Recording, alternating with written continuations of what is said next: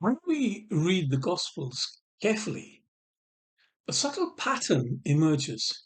The gradual fading of Jesus' own family from the story. And why?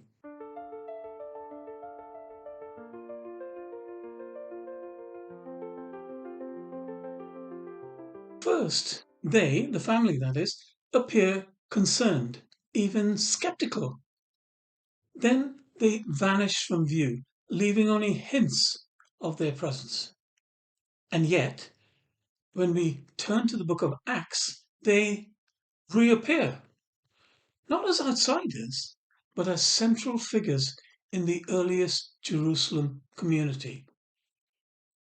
So, what might this fading and sort of re-emerging tell us about the movement that began with Jesus? See, Mark, the earliest gospel, introduces a striking portrait. Now, we've already touched on this, but repetition is always good, is it not? For emphasis. So, in Mark chapter 3 and verse 21, we read, "When his family heard about this, they went out to take charge of him, for they said, 'He is out of his mind.'" Now, that's a remarkable statement. See, the ones who should know him best appear to misunderstand him the most. Now, neither Matthew nor Luke preserved this verse, perhaps a sign that the memory of the family's skepticism was being reshaped for later readers. We don't know. But a few verses later, Mark chapter 3 and verses 31 to 35 shows Jesus' mother and brothers arriving while he is teaching. And he responds not by going out to them, but by pointing to his disciples. Now, to confirm this, let's read the account. Mark chapter 3 and verse 31 to 35. "Then Jesus' mother and brothers came and stood outside. They sent someone in to summon him, and the crowd was sitting around him. 'Look,' he was told, 'your mother and brothers are outside asking for you.' But Jesus replied, 'Who are my mother and my brothers?'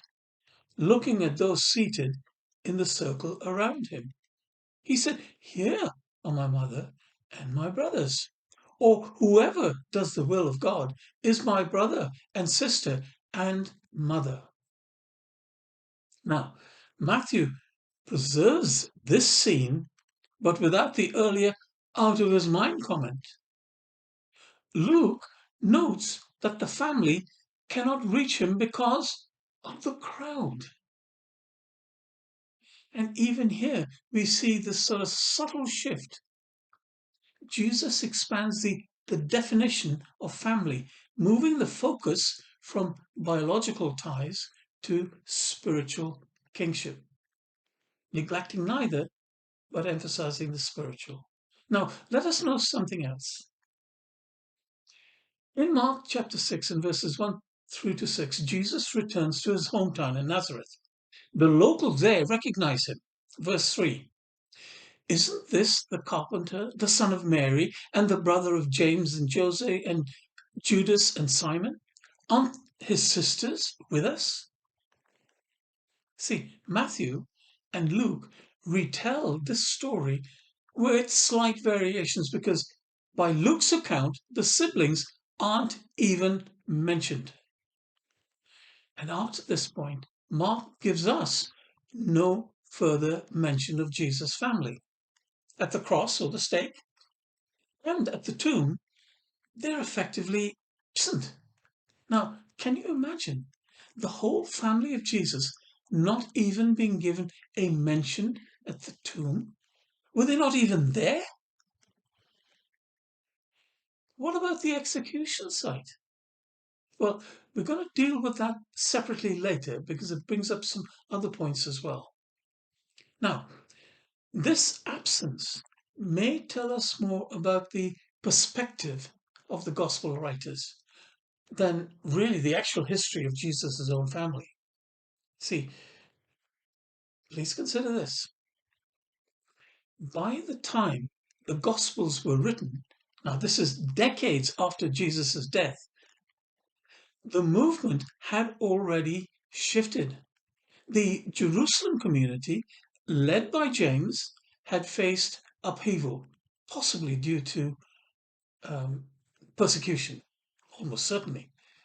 Paul, though writing before the Gospels, makes this clear in Galatians 1 and verse 19. He says, I saw none of the other apostles except James, the Lord's brother. Again, another recognition by Paul about James's leadership.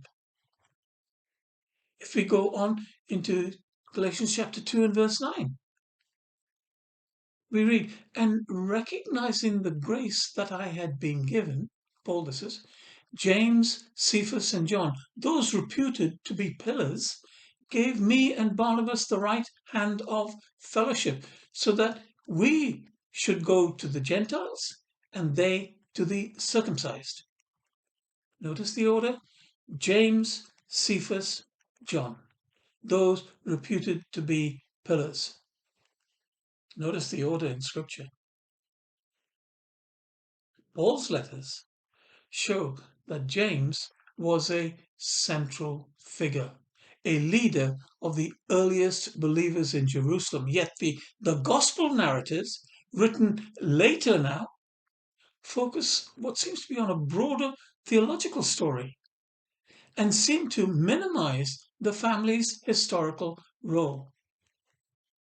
Now, when the family returns to the account in Acts, what do we find?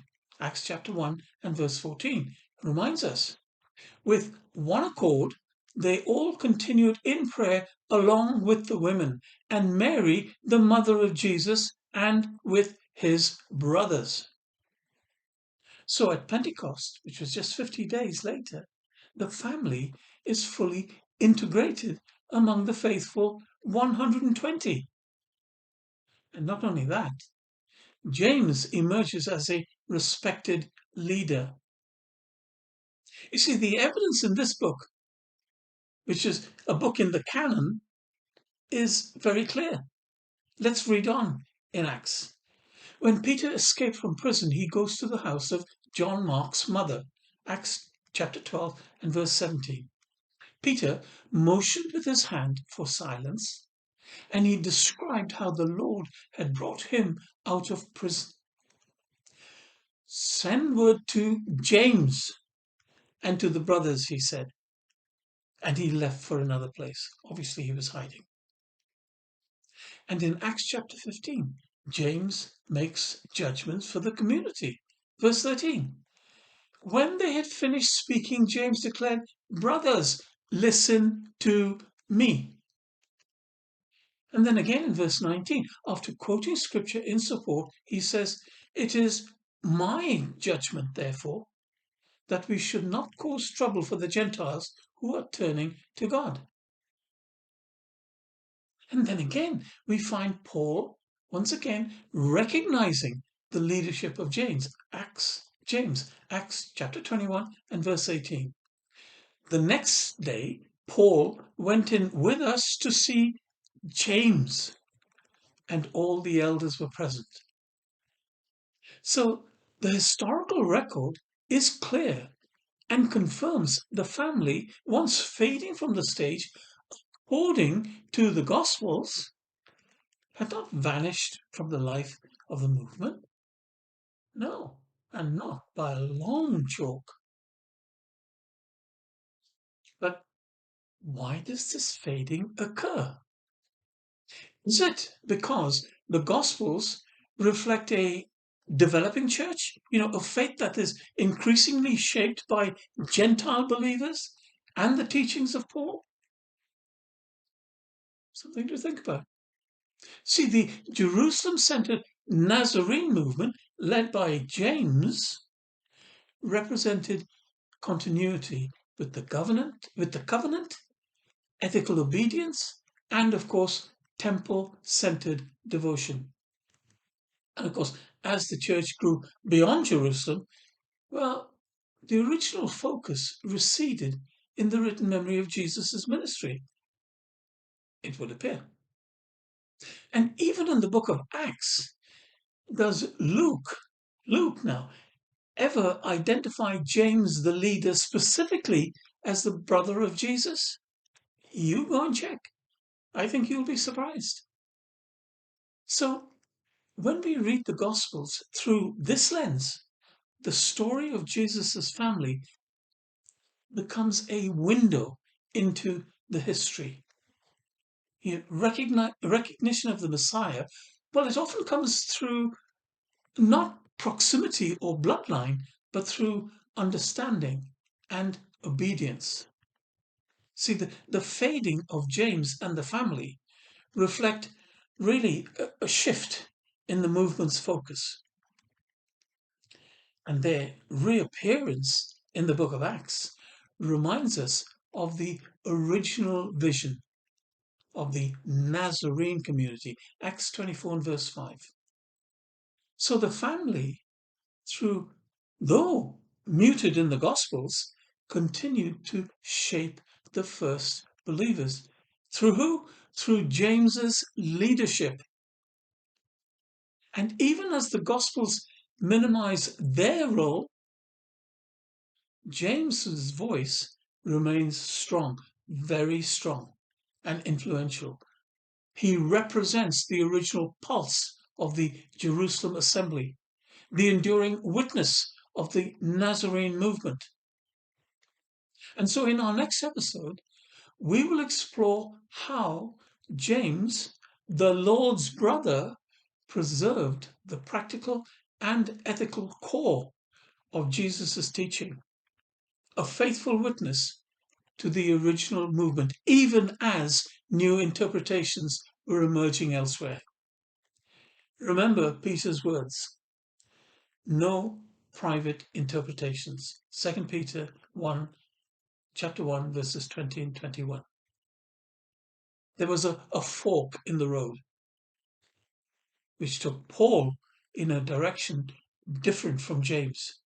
He, James, provided continuity with Jesus' teachings. The fork remains with us to this very day. Now, in the next video, we will continue making our way down the path that actually mirrors the teachings of Jesus, which, of course, really is our only guide, is it not? And remember, we haven't yet conclusively arrived at an answer to the question, who Jesus appointed as leader, yet, have we? We haven't arrived at that. However, if we realize we have been persuaded down the wrong fork, then, well, we have the free will to retrace, don't we? So, until the next time, look forward to that. Thank you very much, and see you then.